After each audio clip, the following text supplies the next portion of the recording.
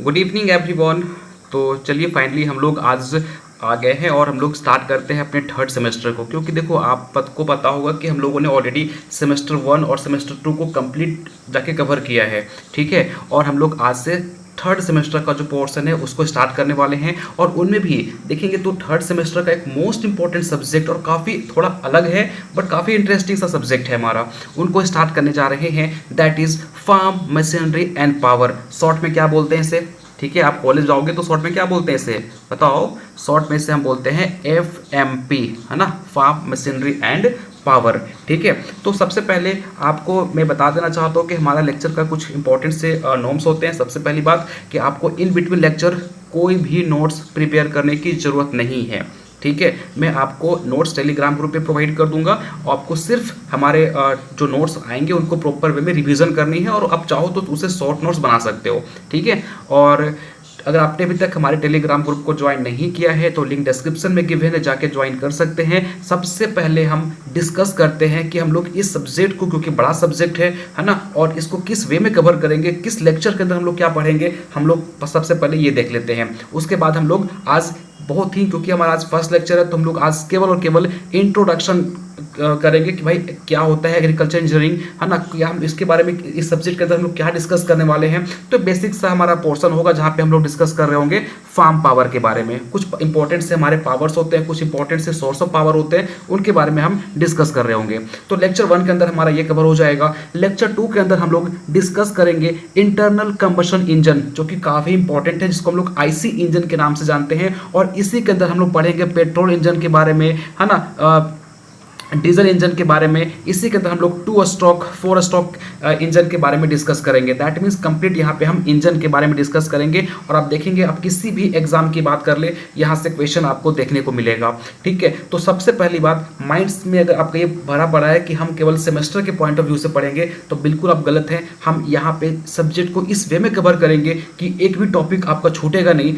फिर आप कोई भी एग्जामिनेशन को टारगेट कर रहे हो, चाहे आप लॉन्ग टर्म आप AFO को टारगेट कर रहे हो या फिर कोई भी कॉम्पिटिटिव एग्जामिनेशन की भी तैयारी कर रहे हो, तो साथ में आपका कवर हो जाएगा। हम इस वे में कवर करेंगे और हम एक लेक्चर के बाद ट्राई करेंगे कि आपका हम उस वे में क्वेश्चन भी बना के दे दें जिस वे में आपके सेमेस्टर एग्जाम में पूछा जाएगा, और इससे ऑब्जेक्टिव क्वेश्चन क्या फ्रेम होंगे हम वो भी आपको करके देंगे। सिर्फ आपको केवल इतना करना है कि प्रॉपर वे में नोट्स को रिवाइज करना है, भूलना नहीं है, ठीक है। और आपको मैं इस तरीके से समझा दूंगा इस सब्जेक्ट को कि आपको फ्लो में सारी चीज़ें जो है वो याद हो जाएंगी, ठीक है। क्योंकि बहुत लोगों को थोड़ा सा डिफिकल्ट लगता है, क्योंकि एग्रीकल्चर से थोड़ा सा हट के सब्जेक्ट है, इसको हम इंजीनियरिंग के अंदर पढ़ते हैं तो थोड़ा बहुत ये आपको समझ में नहीं कम आता है। तो बस फोकस कर देना, आपको हर चीज़ें समझ में आएंगी, ठीक है। नो, थर्ड लेक्चर के अंदर हम लोग जो है डिस्कस कर रहे होंगे कुछ इंपॉर्टेंट से टर्मिनोलॉजी जो कि हम यूज़ करते हैं अपने इस एग्रीकल्चर इंजीनियरिंग के अंदर। जैसे हो गया आपका, देखेंगे तो पिस्टन के बारे में हम डिस्कस करेंगे। इसके अलावा देखेंगे तो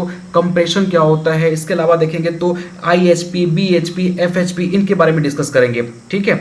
नो, अगला लेक्चर 4 के अंदर हम लोग फ्यूल सप्लाई सिस्टम के बारे में डिस्कस करेंगे, कूलिंग सिस्टम के बारे में डिस्कस करेंगे, इनका क्या फंक्शंस होते हैं, क्या इनके वर्किंग प्रिंसिपल्स होते हैं, इनके बारे में डिस्कस कर रहे होंगे। तो दैट मीन्स कि कहने का मतलब ये है कि ये जो आपका लेक्चर है वो काफ़ी इंपॉर्टेंट है, क्योंकि यहाँ से आपके सेमेस्टर एग्जाम के अंदर लॉन्ग टाइप का क्वेश्चन आता है। सिंपल सा बात बता देना चाहता हूँ, यहाँ से क्वेश्चन आपके सेमेस्टर एग्जाम में बनेगा और लॉन्ग टाइप का क्वेश्चन बनेगा। लेक्चर 5 के अंदर हम डिस्कस कर रहे होंगे आपका ignition and power transmission system, जो कि काफ़ी इंपॉर्टेंट है, और इनका भी हम वर्किंग प्रिंसिपल वगैरह के बारे में डिस्कस करेंगे, ठीक है। लेक्चर 6 के अंदर हम लोग ल्यूब्रिकेशन सिस्टम के बारे में डिस्कस करेंगे। लेक्चर 7 के अंदर हम लोग टिलेज के बारे में डिस्कस करेंगे, ठीक है। आपको यहाँ पे टिलेज के बारे में कंप्लीट इन्फॉर्मेशन दी जाएगी, इनके क्या टाइप होते हैं, इनमें एमबी प्लॉ क्या काम करता है, डिस्क प्लॉ क्या काम करता है, तो इनके बारे में यहाँ पे हम डिस्कस कर रहे होंगे, ठीक है। 8 लेक्चर के अंदर डिस्क प्लॉ का आपको कंप्लीट इन्फॉर्मेशन, कैसे काम करता है, कितने एंगल पे क्या बनते हैं, इनका क्या फंक्शन होता है, इनके बारे में डिस्कस करेंगे। लेक्चर 9 के अंदर कुछ इंपॉर्टेंट से न्यूमेरिकल देखेंगे, क्योंकि ये सब्जेक्ट से तो कुछ न्यूमेरिकल आते हैं, उनके बारे में यहाँ पे डिस्कस कर रहे होंगे। लेक्चर 10 के अंदर हम लोग हेरो वगैरह के बारे में डिस्कस करेंगे, कुछ इंपॉर्टेंट सा ऐसे इक्विपमेंट जिसका यूज़ हम इंटर कल्चरल ऑपरेशन करने के लिए करते हैं, लाइक वीडिंग करने के लिए, तो उनमें हम क्या क्या इक्विपमेंट यूज़ होते हैं उनके बारे में हम यहाँ पे डिस्कस कर रहे होंगे, ठीक है। नो, लेक्चर 11 के अंदर हम लोग सोइंग इक्विपमेंट के बारे में डिस्कस करेंगे, जैसे आपका पेडी ट्रांसप्लांटर हो गया, ठीक है। इसके अलावा सीड कंफर्टी ड्रिल हो गया, उनके बारे में डिस्कस करेंगे। लेक्चर 12 के अंदर हम लोग इंपॉर्टेंस है, हार्वेस्टिंग इक्विपमेंट के बारे में डिस्कस करेंगे, सिकल्स वगैरह के बारे में, है ना। 13 के अंदर कुछ ऐसे इक्विपमेंट के बारे में डिस्कस करेंगे जो कि आपके प्लांट को प्रोटेक्ट करते हैं, लाइक स्प्रेयर वगैरह हो गया, हम जब दवा स्प्रे करते हैं ना, आपका वेडिसाइड वगैरह हो गया, फंगिसाइड हो गया, चाहे आपका पेस्टिसाइड हो गया, तो उसको स्प्रे करने के लिए कुछ इक्विपमेंट से हमारे इक्विपमेंट यूज़ होते हैं, है ना, कुछ इंपॉर्टेंट से स्प्रेयर यूज़ होते हैं, तो उनके बारे में हम यहाँ पे डिस्कस कर रहे होंगे। लेक्चर 14 के अंदर डस्टर के बारे में डिस्कस करेंगे, है ना, क्या होता है मैं आपको बताऊँगा वहाँ पे। 15 के अंदर ट्रैक्टर के बारे में डिस्कस करेंगे, देखेंगे आपके यहाँ से भी क्वेश्चन बनता है। और 16 लेक्चर के अंदर फार्म मैकेनाइजेशन के बारे में हम डिस्कस करेंगे, ठीक है। दैट मीन्स देखेंगे तो काफ़ी बड़ा सा सिलेबस है, काफ़ी इंटरेस्टिंग सिलेबस है, तो बस आपको फ्लो तोड़ना नहीं है। लेक्चर हमारा हर दिन 7 बजे शाम में आपका डिलीवर हो जाएगा, तो मेक श्योर कि आप जब भी डिलीवर हो जाए इसको आप उसी दिन देख लें, अगर अगले दिन के लिए पेंडिंग ना छोड़ें, ठीक है। अगर आपको सही तरीके से थर्ड सेमेस्टर जो है वो डिटेल में कवर करना है तो, ठीक है। चलिए फिर स्टार्ट करते हैं अपने फर्स्ट टॉपिक को, जो है हम लोग लेक्चर 1 के अंदर डिस्कस करने वाले हैं अपने इंपॉर्टेंट से टॉपिक के बारे में। देखो आराम से पढ़ना है, बका के नहीं पढ़ना है, बस चीज़ों को समझना है, ठीक है। तो लेक्चर 1 के अंदर जो टॉपिक हम लोग डिस्कस करने जा रहे हैं वो है आपका that is farm power, sources of different farm power. आप देखेंगे कि हमारे पास जो फार्म पावर होते हैं उनके अलग अलग सोर्सेस होते हैं, इनके एडवांटेज के बारे में पढ़ेंगे, इनके डिसएडवांटेज के बारे में पढ़ेंगे कि भैया अलग अलग जो सोर्सेस हैं फार्म पावर के, इनके क्या एडवांटेज है, क्या डिसएडवांटेज है। तो यहाँ से भी आपका छोटा मोटा क्वेश्चन सेमेस्टर एग्जाम के अंदर बन जाता है, ठीक है। तो सबसे पहले देखेंगे कि फार्म पावर आखिर मतलब यहाँ पे हमको ये सब जो है हमारे अलग अलग सोर्सेस ऑफ पावर है, इनकी जरूरत क्यों पड़ी। आप खुद सोचो ना, जरा इमेजिन करने की कोशिश करो कि आपने एक फार्म खोला, ठीक है, और आप चाह रहे हो कि फार्म पे हमारा काम जल्दी जल्दी हो जाए, हम ज़्यादा प्रोडक्शन ले सके, हम ज़्यादा प्रोडक्टिविटी ले सके, टाइम भी कम लगे, कॉस्ट भी हमारा कम से कम लगे। तो आप क्या इज इट पॉसिबल कि कुछ भी नहीं करोगे और आपका काम हो जाएगा। आपको अलग अलग पावर पे मूव करना ही पड़ेगा। अगर आप चाहते हो हमारा काम जल्दी हो जाए, आपको मैकेनाइजेशन पावर पे मूव करना पड़ेगा। अगर आप चाहते हो कि हमारा हर टाइप का काम हो जाए, आपको ह्यूमन पावर के अंदर जाना पड़ेगा, ठीक है। तो दैट मीन्स कि आपको अलग अलग सोर्सेस ऑफ पावर देखने को मिलेंगे और हर पावर का अपना एडवांटेज है, अपना डिसएडवांटेज है, ठीक है। आप बिना किसी पावर के कोई भी काम को सही तरीके से नहीं कर पाओगे, ठीक है। तो सबसे पहला हम डिस्कस करेंगे, तो देखिए अगर हम पावर की बात करें या फिर वर्क की बात करें तो हमारा वर्क 2 टाइप का होता है। एक होता है ट्रैक्टिव वर्क, ठीक है। ट्रैक्टिव का मतलब क्या होता है, मूव, ठीक है। और एक होता है स्टेशनरी वर्क। स्टेशनरी का मतलब क्या होता है, जो जहाँ पे है वहीं पे रुक जाएगा, मतलब वहीं पे इक्विपमेंट जो है वहीं पे खड़ा होकर काम कर रहा है। और ट्रैक्टिव का मतलब हम एक प्लेस से दूसरी जगह मूव करके वो चीज़ों को परफॉर्म कर रहे हैं। जैसे अगर बात करें सीड बेड प्रिपरेशन, आप देखेंगे अगर हमको सीड बेड प्रिपेयर करना है तो आप क्या एक जगह पर रुक के कर लोगे कि हाँ ठीक है हम यहाँ पे खड़ा हो गए और यहीं से हम जो है वो सीड प्रिपेयर करेंगे, ठीक है। अरे भाई तो कुछ ही एरिया में सीड प्रिपेयर हो पाएगा ना, बाकी में तो नहीं हो पाएगा। तो इसलिए बोलते हैं हम लोग इसको ट्रैक्टिव वर्क, मतलब हमें पूरा का पूरा फील्ड में मूव करके सीड बेड को प्रिपेयर करना पड़ेगा। अगर हम कल्टीवेशन कर रहे हैं तो आपको पता है कि हम एक पार्टिकुलर जगह पे कल्टीवेशन नहीं करेंगे, हमको पूरा फील्ड में मूव करके कल्टीवेशन जो है वो करना पड़ेगा। अगर आप हार्वेस्टिंग कर रहे हो तो आपको भी पता है कि हम एक जगह पे हार्वेस्टिंग नहीं करेंगे, हमें पूरा अगर पूरा फील्ड में आपने खेती कर रखी है तो पूरा फील्ड में हमें मूव करके हार्वेस्टिंग करना पड़ेगा। अगर आप ट्रांसपोर्टेशन कर रहे हो है ना, तो भी आपको पता है कि एक जगह रुक के हम ट्रांसपोर्ट नहीं कर सकते, हमें मूव करना पड़ेगा।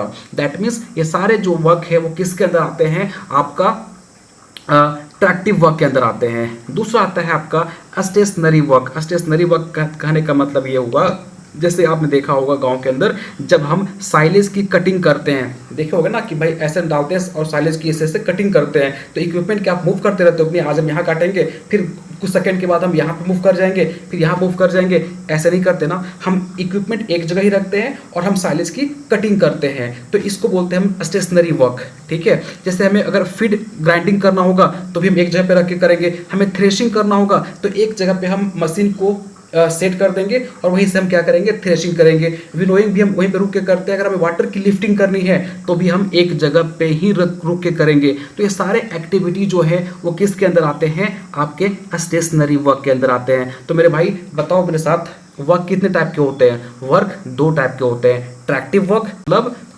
बोलो कंफ्यूज क्यों हो रहे भाई? ट्रैक्टिव ऐसे भूल रहे हो तो ऐसे याद रखो, ट्रैक्टिव मतलब ट्रैक्टर। ट्रैक्टर क्या करता है? मूव करता है। ऐसा ट्रैक्टर तो नहीं होता है, मूव होता है, बस मैं याद करने के लिए बोल रहा हूँ।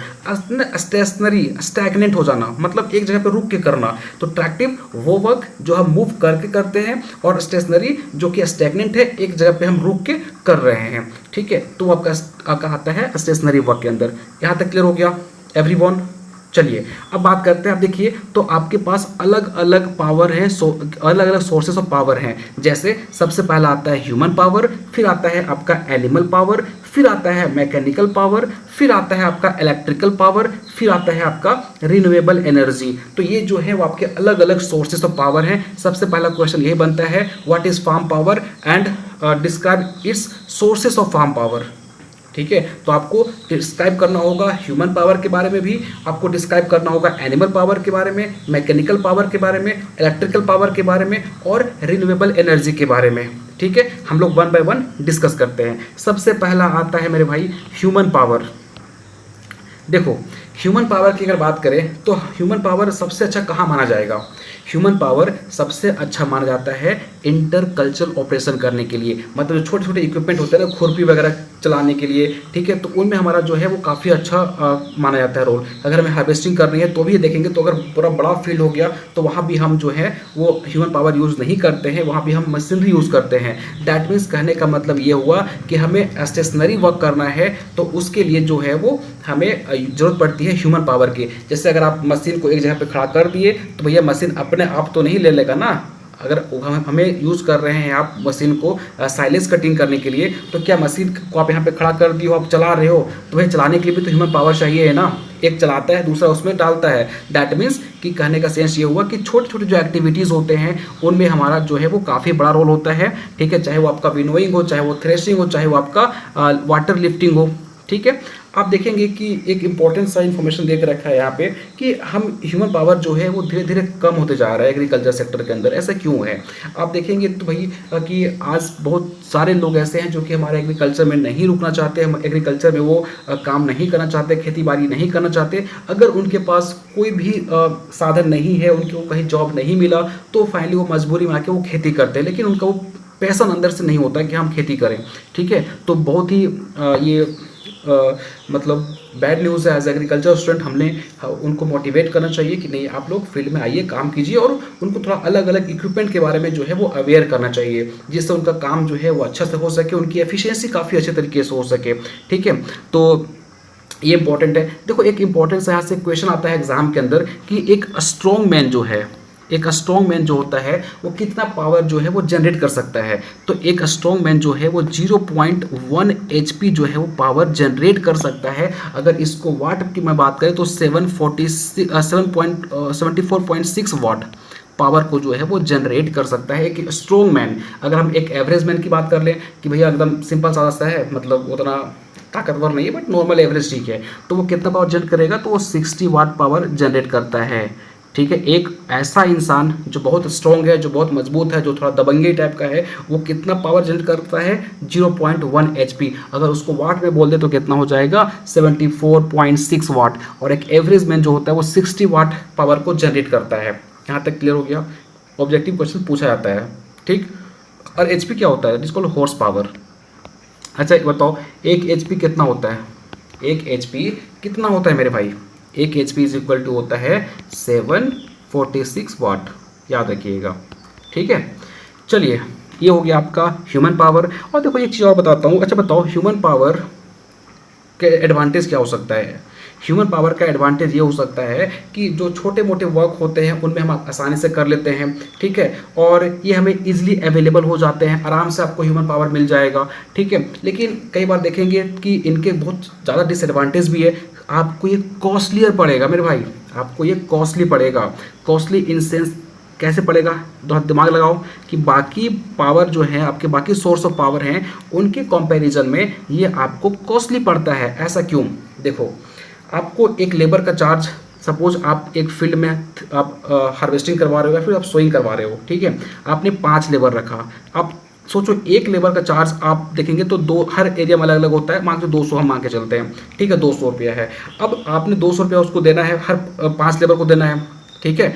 तो अब सोचो कि भैया हमें 5 लेबर को 200 रुपया करके देना है, और बाई चांस अगर पानी गिर गया, ठीक है, बारिश हो गई, तो ये जो है वो ऐसा तो नहीं बारिश हो रहा है तो ये काट रहे हैं या फिर सोइंग कर रहे हैं, ये तो साइड पर कर लेंगे और आपको ऊपर दिन की मजदूरी देनी पड़ेगी। ठीक है, तो एक कि भैया कॉस्टली पड़ेगा, दूसरी बात कि इनकी जो एफिशिएंसी होती है वर्क करने का वो बहुत ही लो होती है। मतलब एक जो मशीन के कंपेरिजन, मशीन जो क्या करता है आपका आधा घंटा पूरा कट कर देगा, लेकिन एक अगर आप लेबर लगाओगे तो क्या करेगा 5 से 6 दिन के अंदर या फिर 2 से 3 दिन का वो टाइम ले लेगा पूरा की पूरी हार्वेस्टिंग करने के लिए। तो एफिशिएंसी भी कम हो गया, कॉस्टली भी पड़ गया आपको। ठीक है, और अगर सपोज किसी का तबीयत खराब हो जाए या फिर कुछ हो जाए, या फिर बोलते हो ना कि अगर मौसम सही नहीं हुआ, ठीक है, तो आपको फिर कहीं ना कहीं उसका जो खामियाजा है भुगतना पड़ेगा। तो काफ़ी इनके डिसएडवांटेज भी होते हैं। ठीक है, तो ये था हमारा ह्यूमन पावर।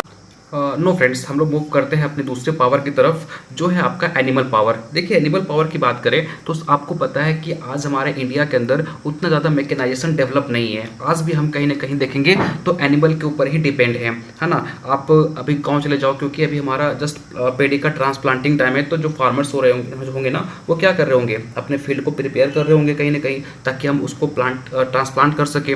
तो वो भी देखेंगे तो ज़्यादातर आपको आज भी गाँव के अंदर एनिमल ही कहीं ना कहीं यूज़ में दिखेगा आपको। ठीक है, तो एनिमल आज हम बहुत ज़्यादा यूज़ करते हैं, खासकर इंडिया की बात करें तो इस एक ये भी रीज़न है कि हमारा जो इंडिया है वो बाकी कंट्री के कंपैरिजन में उतना ज़्यादा ग्रोथ नहीं कर पा रहा है, जस्ट बिकॉज ऑफ कि आज भी हमारे पास मैकेनाइजेशन की कमी है। ठीक है, तो ये कुछ इंपॉर्टेंट इन्फॉर्मेशन। अगर मैं बात करूं, यहाँ से एक इंपॉर्टेंट सा क्वेश्चन पूछा गया था आपके एग्जामिनेशन के अंदर। अच्छा देखो, एक चीज़ बताओ मेरे को, अच्छा एनिमल पावर की एफिशिएंसी ज़्यादा होगी या फिर ह्यूमन पावर की एफिशिएंसी ज़्यादा होगी? जरा दिमाग लगाओ। ऑफकोर्स एनिमल पावर की एफिशिएंसी जो है वो as compare to human power ज़्यादा होगा। ठीक है, अब देखो जो एनिमल्स होते हैं ना, वो अपने बॉडी वेट का 1/10 पार्ट क्या करते हैं, फोर्स को जनरेट करते हैं। याद रखिएगा, जो एनिमल्स होते हैं अपने बॉडी का 1/10 पार्ट जो है वो फोर्स जनरेट करते हैं। याद रखिएगा डेटा। और देखो एक पेयर ऑफ बुल्लोक की बात करें, अगर हम पेयर ऑफ बुल्लोक की बात करें, ये क्वेश्चन पूछा गया था आपके एएफओ एग्जामिनेशन के अंदर। अगर हम पेयर ऑफ बुल्लोक की बात करें तो ये कितनी पावर जनरेट करते हैं? पेयर मतलब 2 बुल्लोक अगर एक साथ काम कर रहे हैं तो कितने पावर को जनरेट करेंगे? तो 2 बुल्लोक आप एक साथ यूज में ले रहे हो तो याद रखिएगा ये 1 HP पावर जनरेट करेंगे। अगर हम सिंगल बुल्लोक की बात करें, केवल एक ही है, तो ये कितना पावर जनरेट करेगा?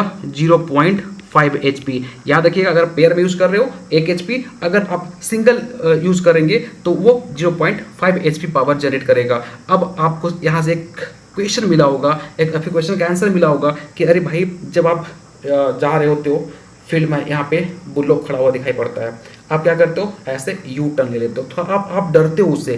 क्यों डरते हो? क्योंकि आप एक कितना भी स्ट्रॉन्ग इंसान हो, कितना पावर जनरेट कर सकता है? 1 HP। कितना भी एक स्ट्रॉन्ग इंसान हो 0.1 HP ही पावर जनरेट कर सकता है, लेकिन एक बुल्लोक को देख लो 0.5 HP पावर जनरेट कर रहा है। तो कहीं ना कहीं आपसे ज़्यादा ये स्ट्रॉन्ग है या नहीं है? है कि नहीं है? ऑफकोर्स है। आप सामने जाएंगे, छेड़ेंगे तो उठा के फेंक देगा आपको। ठीक है, ऐसे होता है। इसलिए याद रखिएगा चीज़ें कि ये जो डेटा है वो काफ़ी इंपॉर्टेंट है, पूछा गया एग्जामिनेशन के अंदर यहाँ से। चलिए कुछ एडवांटेज की बात कर लें, उसके बाद फटाफट टॉपिक को इन करते हैं, ज़्यादा किस्सा नहीं है। देखो सबसे पहली बात, ये इजीली अवेलेबल हो जाते हैं, आपको हर जगह मिल जाएंगे, है ना। ये आपके बहुत ही टाइप के जो वर्क्स होते हैं उनमें काम करने में काम आता है। जैसे कि अगर आप वाटर लिफ्टिंग की बात कर लें, आप प्लॉइंग की बात कर लें, तो यहाँ पे इनको हम यूज़ कर सकते हैं। इनकी इनिशियल इन्वेस्टमेंट कम होती है। अब किसी को लगेगा सर बहुत ही महंगा आता है, तो बट अरे भाई एज कम्पेयर टू मशीनरी सस्ता ही आता है ना। ठीक है, साथ में ये इनको रखेंगे तो बेनिफिट ये होगा कि आपको ये वर्मी कंपोस्ट, दैट मीन्स की कंपोस्ट प्रोवाइड करेंगे, गोबर प्रोवाइड करेंगे ना, उससे तो आप फील्ड में डाल के यूज़ पे ला सकते हो। साथ में ये जो है बहुत सारे जब ये गोबर देंगे तो इसको हम यूज़ करते हैं एज अ फ्यूल, करते हो ना, घर में खाना बनता है कि नहीं बनता है। ठीक है, तो अब कई बार ये आप इनके लिए जैसे आप गाड़ी खरीदोगे, अच्छा अगर आप मशीनरी की तरफ मूव करोगे तो उनके लिए पेट्रोल आपको खरीदना पड़ेगा अलग से, उनकी चार्ज ज़्यादा लगेंगी। लेकिन जो किसान खेती करता है वो अपने साइलेज जो है वो जो एक्स्ट्रा हमारा बच गया है उसको खिला के भी अपने काम में ले सकता है। ठीक है, तो इनके एडवांटेज हो गया। डिसएडवांटेज क्या होता है कि बहुत ज़्यादा एफिशिएंट नहीं होते हैं। ऐसे हम बात करें मशीनरी कंपेयर में तो उतना ज़्यादा एफिशिएंट नहीं होते हैं। अगर मान के चलो कि बारिश हो गया या फिर वेदर ख़राब है तो ये अफेक्ट हो जाते हैं, काम नहीं करने के लायक होते हैं, ठीक है। और कहीं ना कहीं ये देखेंगे तो इनको फुल मेंटेनेंस की रिक्वायर्ड होती है, ठीक है। There is no farm work, मतलब कि हर टाइप के फार्म वर्क ये परफॉर्म नहीं कर सकते, है ना। और कहीं ना कहीं अगर ये क्या करते हैं, अनहेल्दी और डर्टी एटमॉस्फेयर जो है वो क्रिएट करते हैं। जहाँ भी रहेंगे वहाँ पे ये देखे होंगे क्या करते रहते हैं, तो कहीं ना कहीं वो गंदा करते रहते हैं उस एरिया को, है ना। और ये काम को स्लो करते हैं, क्योंकि जानवर है तो उसको कूदा तो नहीं सकते हो ना, फिर आप प्लोइंग कर रहे हो, ठीक है, तो आराम से चलेगा ना, ये तो कूदेगा तो नहीं। तो ये चीज़ें यहाँ पे इनकी ये लिमिटेशन हो जाती है, ठीक है। और ये ज़्यादातर ये मतलब होता है ना कि और भी अदर एनिमल के साथ ये कंफर्टेबल नहीं होते एक साथ में काम करने के लिए, है ना।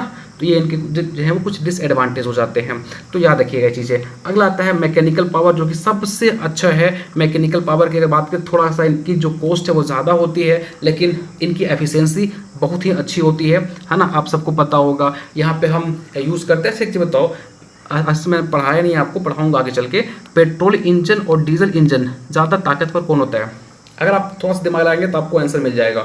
ऑफ कोर्स डीजल इंजन का जो एफिशिएंसी होती है वो ज़्यादा होती है as compare to petrol engine. इसलिए देखे होंगे जो ट्रैक्टर वगैरह होता है उनमें जो हैवी गाड़ी होते हैं उनके अंदर हम डीजल यूज़ करते हैं, पेट्रोल यूज़ नहीं करते हैं। जब मैं आप पढ़ाऊंगा आपको पेट्रोल और डीजल इंजन के बारे में तो डिटेल में बताऊंगा आपको, ठीक है। तो यहाँ पे हम क्या करते हैं मेरे भाई कि यहाँ पे जो है वो ऑयल इंजन जो होता है वो क्या करता है, वो फ्यूल को कन्वर्ट कर देता है वर्क के अंदर, यूजफुल वर्क के अंदर, है ना। याद रखिएगा कि जो आपके यहाँ पे दुकान साफ साफ लिखा हुआ है कि जो आपका डीजल इंजन होता है उनकी एफिशिएंसी 32 से 38% होता है, जबकि जो आपके पेट्रोल इंजन होते हैं उनकी 25 से 32% होता है। तो ऑफकोर्स कहीं ना कहीं डीजल इंजन की एफिशिएंसी जो होती है वो ज़्यादा होती है, ठीक है। जो ऐसे ट्रैक्टर जिसको मोस्टली हम यूज़ करते हैं वो कितना HP का होता है, 25 HP का, जिसको हम एग्रीकल्चर ऑपरेशन करने के लिए मतलब प्लॉइंग करने के लिए समय यूज़ में लाते हैं, है ना। और जो स्टेशनरी वर्क करने के लिए मतलब छोटे मोटे काम करने के लिए जो हम इक्विपमेंट यूज़ करते हैं वो मोस्टली 5 HP का होता है, ठीक है। नो, इनके एडवांटेज की बात करें तो भैया एडवांटेज ये है कि एफिशिएंसी काफ़ी ज़्यादा होती है। जो काम आप 2 दिन में करते मशीन आपको कुछ ही पल में करके दे देगी। जैसे कि आप देखे होंगे कि अगर आप प्लॉइंग कर रहे हैं तो आपको उसमें टाइम लगेगा, लेकिन अगर मशीन कर रहा है तो जल्दी कर देगा, ठीक है। कितना मौसम खराब रहे, मतलब ऐसा नहीं कि पूरा फील्ड का कंडीशन ही खराब हो गया आप वहाँ पे उसको जबरदस्ती प्लॉइंग करवा रहे हो, ऐसा तो नहीं। मतलब फिर भी अगर वेदर खराब है या कुछ है तो आप उससे पहले ही क्या कर लीजिए, प्लॉइंग कर लीजिए, ताकि आपका जो जब तक बारिश हो तब तक आपने काम खत्म कर लिया अपना, ठीक है। तो ये वेदर से अफेक्ट नहीं होगा, है ना। और ये जो है वो आपको आराम से काम करके दे देंगे, है ना। Less space and cheaper farm power होता है ये, ठीक है। नो, इनकी डिसएडवांटेज की बात करें तो इनिशियल इन्वेस्टमेंट काफ़ी ज़्यादा होती है मेरे भाई, ठीक है।